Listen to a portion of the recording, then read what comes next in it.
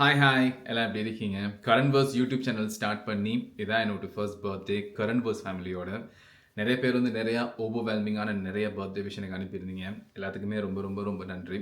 யூஸ்வலாக வந்து நான் ஒரு வீடியோ பண்ணும்போது இடையில வந்து ஒரு 10-15 கட் போகும். நிறைய விஷயங்கள் வந்து சொல்லிக்கிட்டு இருக்கும்போது வேற எங்கேயாச்சும் போயிடுவேன் ஃப்ளோவில். இல்லைன்னு சொன்னால் வந்து ஒரு மாதிரி ஒரு சில வார்த்தைகள் வந்து அப்படியே ஒரு மாதிரி தத்தக்க பொத்தக்கா அப்படின்னு வந்துடும். ஸோ இந்த வீடியோ வந்து நான் வந்து எந்த டேக்குமே இல்லாமல் ஒரே டேக்கில் எடுக்கும்னு நினைக்கிறேன். ஸோ அதில் ஒரு சில மிஸ்டேக்ஸ் விட்டால் அதுக்கும் என்னை மன்னிக்கணும்.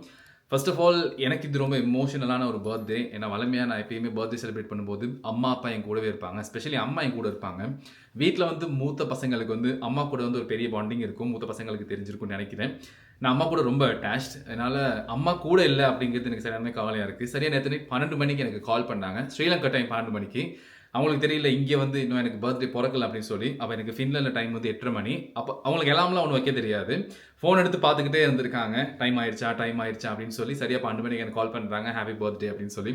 தேங்க்யூமா, பட் ஆனால் எனக்கு பர்த்டே வரல, எனக்கு தேங்க்யூமா, ஸ்ரீலங்கா இருந்தால் நான் பிறந்துட்டேன் அப்படின்னு சொல்லி நான் சொல்லிக்கிட்டு இருக்கும்போது சொல்கிறாங்க, வளமையாக நீ ஸ்ரீலங்காவில் இருக்கும்போது நான் உனக்கு விபூதி பூசி விடுவேன், எப்படியுமே என் பக்கத்துலேயே இருப்பேன், கோயிலுக்கு போவோம், இந்த பேரும் உனக்கு விபூதி பூசி கூட நீ இந்த பேரும் உனக்கு விபூதி பூச கூட பக்கத்தில் நீ இல்லை அப்படின்னு சொல்லிக்கிட்டு இருக்கும்போது எனக்கு ரொம்ப கவலையாக போயிடுச்சு. நிஜமா அந்த மூமெண்ட்ல தான் நான் ஃபீல் பண்ணேன். லைக் எவ்வளோதான் நம்ம வெளிநாட்டுக்கு வந்து சம்பாதிக்கணும், படிக்கணும், வேற ஏதாச்சும் ஒன்று பெருசாக பண்ணணும் அப்படிங்கிற யோசனை எல்லாம் இருந்தாலுமே கூட நம்மளுக்கு ரொம்ப ஸ்பெஷலான மூமெண்ட் டைமில் வந்து நம்ம ஃபேமிலி கூட இல்லையே, ஸோ அந்த டைமில் வந்து நமக்கு ஃபேமிலி கூட டைம் ஸ்பெண்ட் பண்ண முடியல அப்படிங்கிற ஒரு ரிக்ரெட் வந்து நமக்கு வந்ததுக்கு அப்புறம் தான் அது அதிகமாகவே இருக்குது. வெளிநாட்டில் வந்து இன்னைக்கு வேலை செய்கிற ஒவ்வொருத்தவங்களுக்கும், படிக்கிற ஒவ்வொரு ஸ்டூடெண்ட்ஸுக்கும் இது நிறையவே தெரியும். கண்டிப்பாக வந்து அது ரொம்ப கஷ்டமான ஒரு மூமெண்ட். அதை கோ த்ரூ பண்ணுறதுக்கு ஈஸி இல்லை. நிறைய பேர் யோசிச்சுட்டு இருக்கும் அது ஈஸியாக கோ த்ரூ பண்ணிடலான்ட்டு.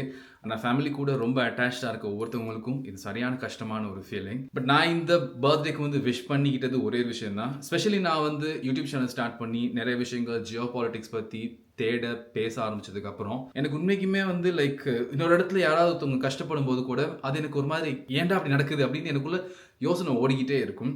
ஈவன் ரீசெண்டாக கூட நான் ஒரு வீடியோன்னு பார்த்தேன். காசால ஒரு ஃபேமிலியை வந்து ஃபோர்ஸ்ஃபுல்லி அங்கேருந்து வீட்டிலேருந்து போக சொல்லுவாங்க. ஒரு 3-4 சின்ன சின்ன குழந்தைங்க இருப்பாங்க, அம்மா அப்பா, ஒரு வளர்ந்த பையன் இருப்பான். அவங்க வாழ்ந்துகிட்டு இருக்க வீட்டிலேருந்து அவங்கள ஃபோர்ஸ்ஃபுல்லி அனுப்புகிறாங்க.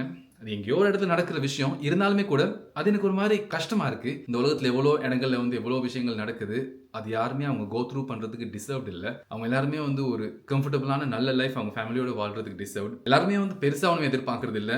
சாதாரணமான ஒரு வாழ்க்கை. எல்லாருமே வந்து இந்த உலகத்தை ஆளணும், ஒரு பெரிய பொசிஷனுக்கு வரணும் அப்படின்னு நினச்சிக்கிட்டு இருக்கிறதுல நிம்மதியாக குடும்பத்தோட வாழ்ந்துட்டு போனாலே பெரிய விஷயம் அப்படின்னு நிறைய பேர் இருக்காங்க. அப்படி இருக்கும்போது அந்த மாதிரியான ஒரு அடிப்படையான ஒரு ஆசையை கூட நிறைவேற்றிக்கிற இடங்கள்ல ஒரு சில மக்கள் ஒரு சில நாட்டில் இல்லை அப்படிங்கும்போது நம்மளுக்கு நடக்கலையே அப்படிங்கும்போது நம்ம வந்து அதை ஓகே அப்படின்ட்டு விட்டுட்டு போக முடியல. ரொம்ப கஷ்டமா இருக்கு.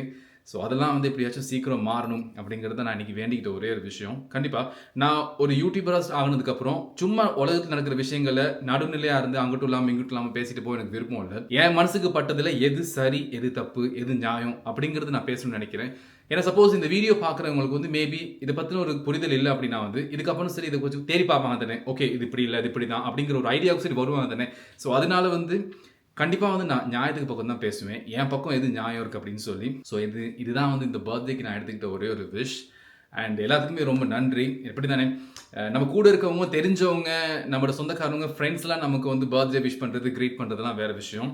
சும்மா என்னை வந்து ஒரு வீடியோவில் தான் அவங்களுக்கு தெரியும். அப்படி இருக்கும்போது அந்த வீடியோவில் என்னை பார்த்துட்டு எனக்கு வந்து வேலை மெனக்கிட்டு டைப் பண்ணி ஹாப்பி பர்த்டே அப்படின்னு எனக்கு ஒரு மெசேஜ் அனுப்புறதுக்கு வந்து ஒரு பெரிய மனசு வேணும். அதுக்கு நான் கொடுத்து வச்சிருக்கணும். ஸோ அதுக்கு எல்லாத்துக்குமே தேங்க்யூ ஸோ மச். அண்ட் கண்டிப்பாக வந்து இந்த வருஷத்தில் நிறைய வார் நடந்துகிட்டு இருக்கு. போன வருஷமும் நிறைய வார் நடந்துச்சு. இதெல்லாம் சீக்கிரம் முடியணும். அவங்க வாழ்க்கையிலையும் ஒரு அமைதியான ஒரு நிலவரம் வரணும்னு சொல்லிட்டு நான் கடவுளை வேண்டிக்கிறேன். நீங்களும் வேண்டிக்கோங்க. அண்ட் இந்த வீடியோ பிடிச்சிருந்துச்சுன்னா சப்ஸ்கிரைப் பண்ணுங்கள். See you guys.